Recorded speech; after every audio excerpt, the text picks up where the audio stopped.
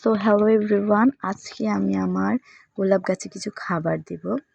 তো গোলাপ গাছে খাবার দেওয়ার জন্য প্রথমেই যে কাজটি করতে হবে, আমি কিছুদিন আগে রসুন গাছ লাগিয়েছিলাম, বাট আমার ভাই একদম পুরো টপের মাটি সহই লাগিয়ে দিয়েছিল।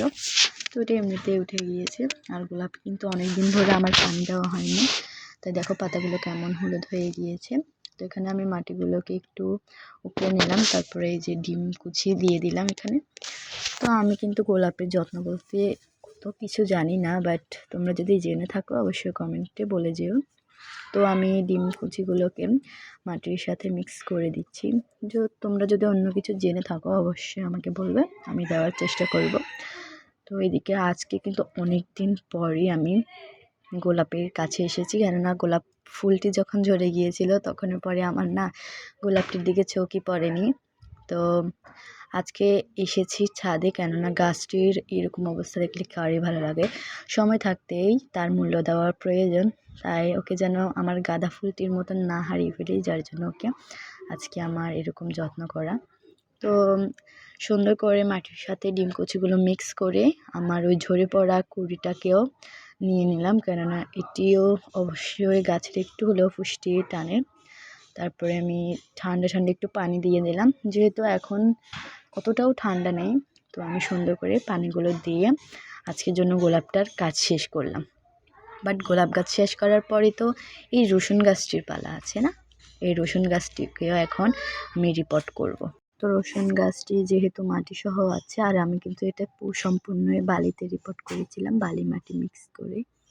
তো সেই হিসেবে তো এটা ভাঙা অতটাও কঠিন না, আমি হাত দিয়ে এটাকে ভেঙে ফেলেছি।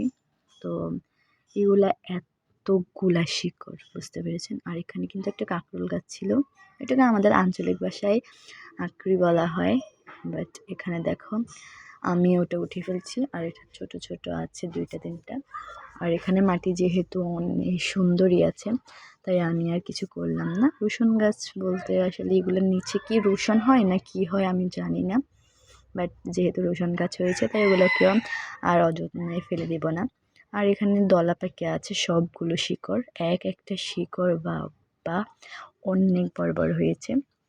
আমি কিন্তু শুনেছিলাম এগুলো নাকি রেন লিলি হয়, বাট কিসের রেন লিলি, এগুলো তো দেখছি রসুন গাছ। বড় ক্যারেট ছাড়া আমার কাছে আর কোনো পটি খালি ছিল না, যার জন্য এখানে আমার এগুলাকে রোপণ করতে হচ্ছে। আর এগুলার সাইজ, যে রসুনটা ছিল এটার ভিতর থেকে যেন শুকিয়ে গিয়েছে। তো আমি একটু সুন্দর করে এগুলো রোপণ করে দিচ্ছি।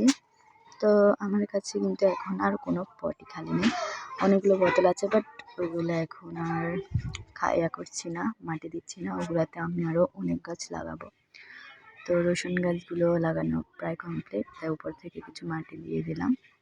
তো তোমাদের সাথে আমি আরেকটি জিনিস শেয়ার করবো, সেটা হচ্ছে আমার এই জেব্রিনা প্ল্যান্টটি। যখন এটিকে আমি যত্ন করতাম অনেক সুন্দর থাকতো, বাট এখন না আমি জেব্রিনাটাকে যত্নই করি না। তো এটা দেখো মাটি কিন্তু উকড়ে যাচ্ছে, আর আমি কিন্তু একলা ভিডিও করি, যার জন্য এটা মাটিগুলো উঠাতে আমার অনেক কষ্ট হচ্ছে। তো ভিডিওটাও সুন্দর হচ্ছে না। তো এদিকে দেখো মাটিটা কিন্তু হাত দিলেই উঠে যাবে।